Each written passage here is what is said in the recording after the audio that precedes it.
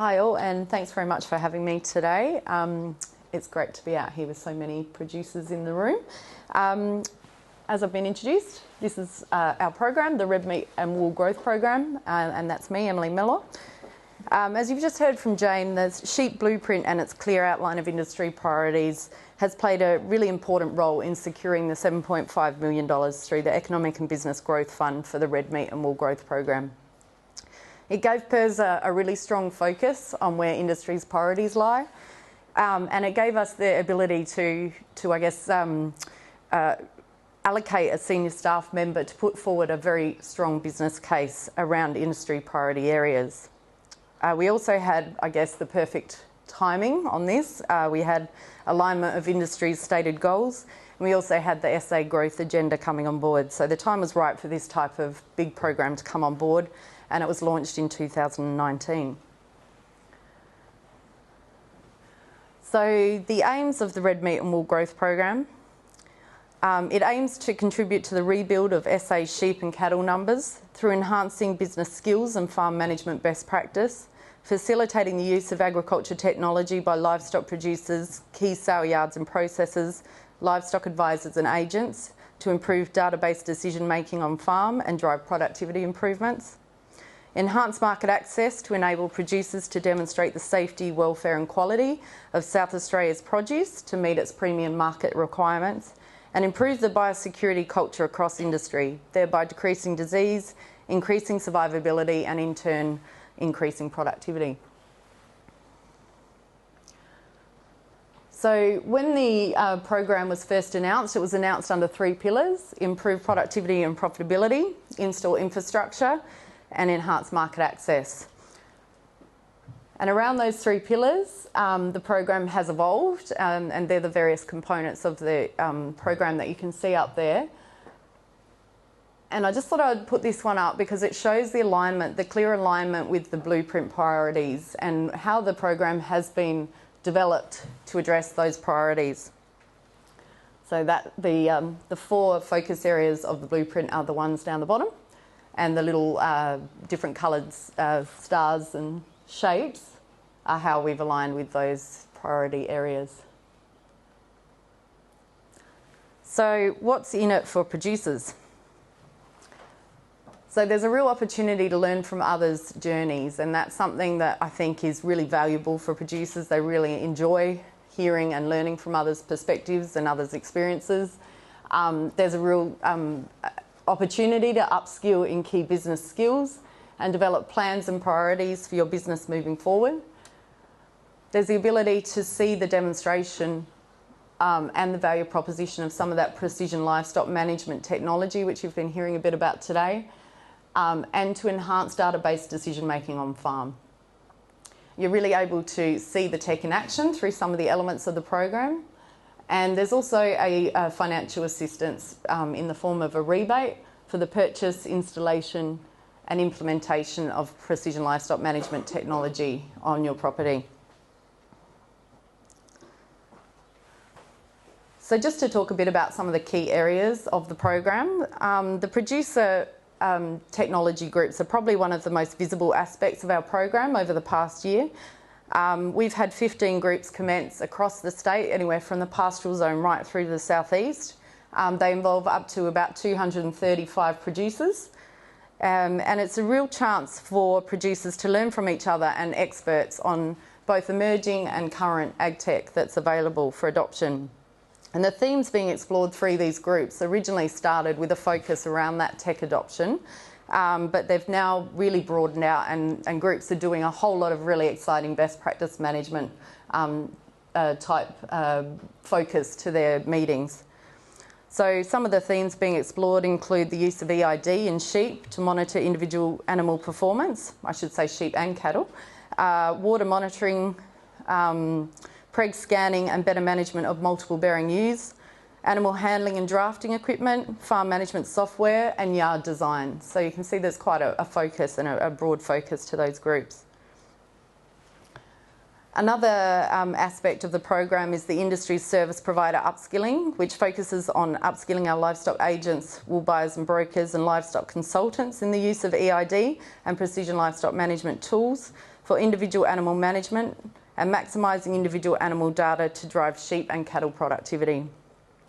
And these sessions have been held across various areas of the state over the last few months, and will continue over the life of the program.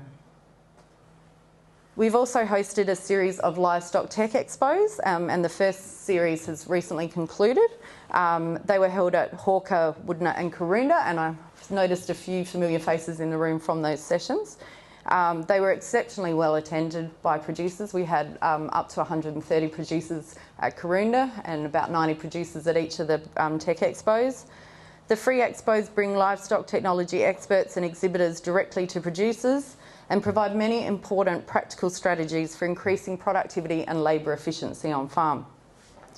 Most importantly, these expos include a producer perspective and experiences implementing technology into their businesses. We'll be hosting some more of these tech expos early in the new year, so please keep your ears and eyes out for those announcements.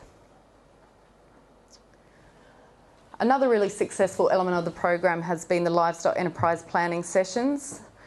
These were delivered by Chris Scheid from Pro Advice and have enabled producers to both get an assessment of their current business position and examine areas for improvement within their individual businesses.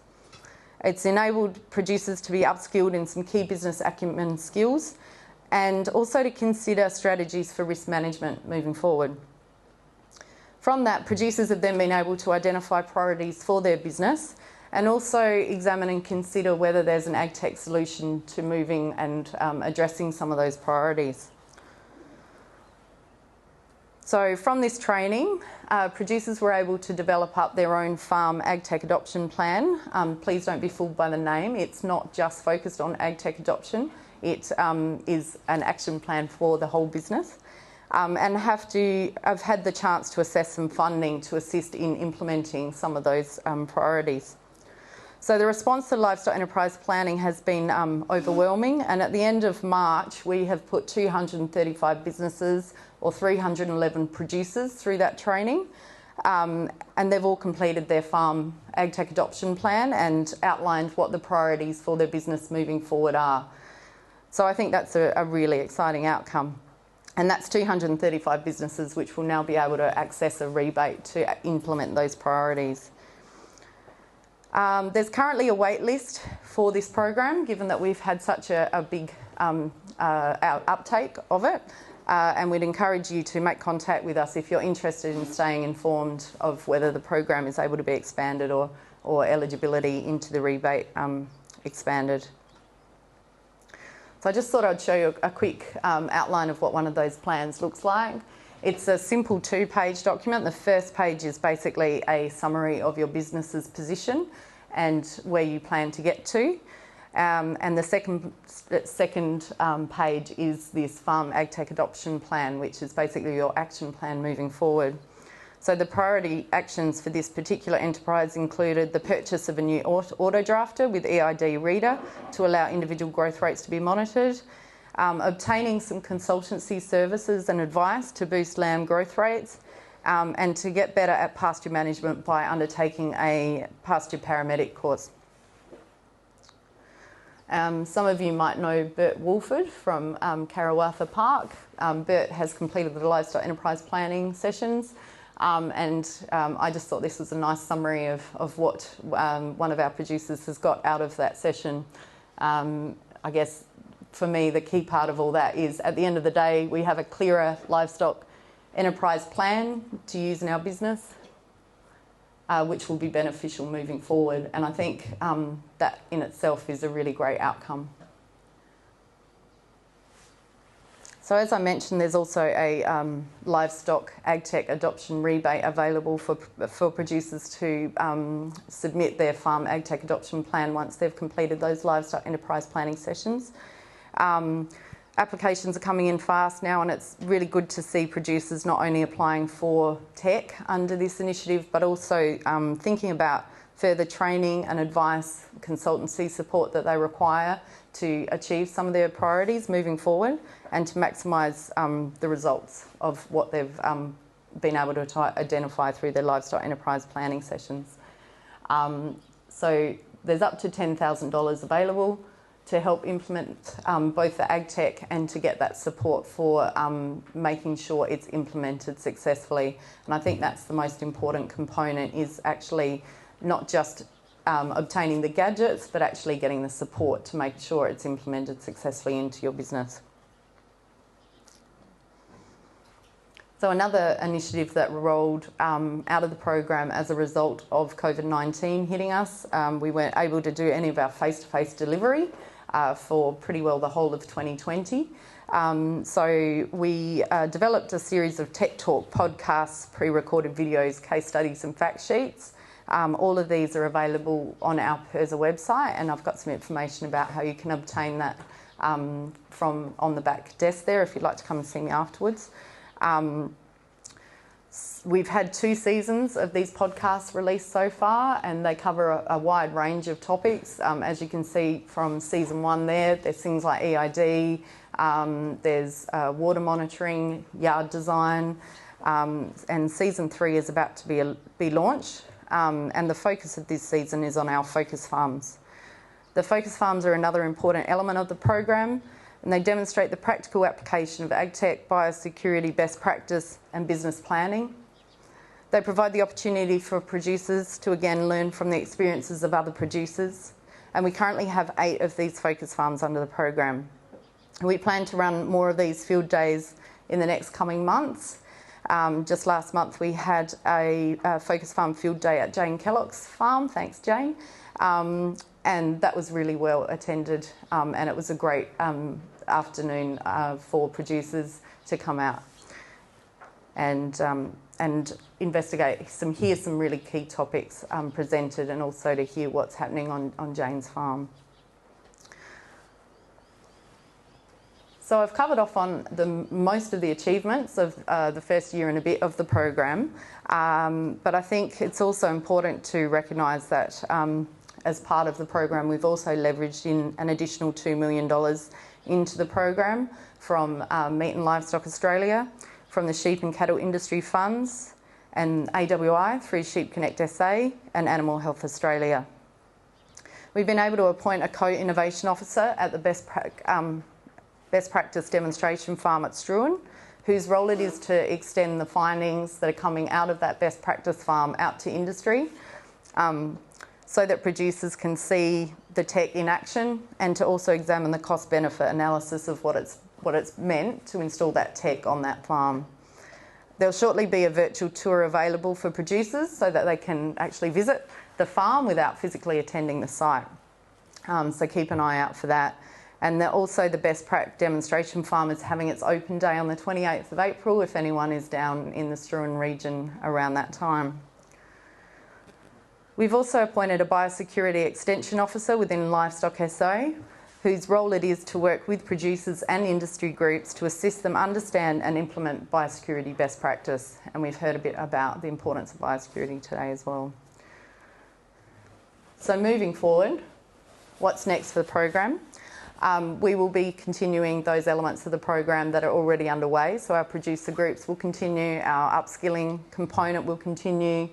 We'll be looking at running more focus farm field days over the next few months. The Tech Expos, there'll be more of those in 2022. And as I mentioned, the open day at the Best Prac demonstration farm in April. One exciting addition to the program this year is the industry forums, which will be run in July this year. They'll have a focus on strategies to sustainably rebuild the flock and herd, and have a focus on maximising reproductive performance, enhancing the understanding of pregnancy diseases, and strategies for maximising lamb survival. So please keep your eyes and ears out for those announcements. Under the market access pillar, we also have a VR carcass feedback tool which is being developed in collaboration with Animal Health Australia, and enhanced abattoir surveillance videos in collaboration with Animal Health Australia and the University of Adelaide, both of which are to assist producers understand the feedback they're receiving from processors and how they can utilise this information to make management changes on farm.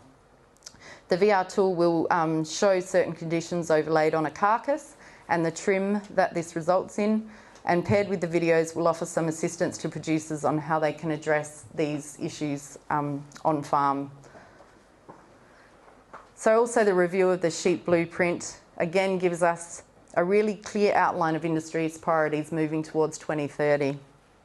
And we're hopeful of bringing together a business case to secure some further ongoing funding to both maintain sustainability of the elements of the program that have worked through the existing program, but also look to focusing attention on some of those other key priorities that are emerging for industry moving forward. So in summary, the Red Meat and Wool Growth Program is a really collaborative partnership between government, industry and key industry bodies. It's a real opportunity to drive some change within industry, and I'm really excited to be part of it. And I hope you can make the most of the opportunities that are on offer under the program. And I hope to see you at some of our events in the future. Thanks very much.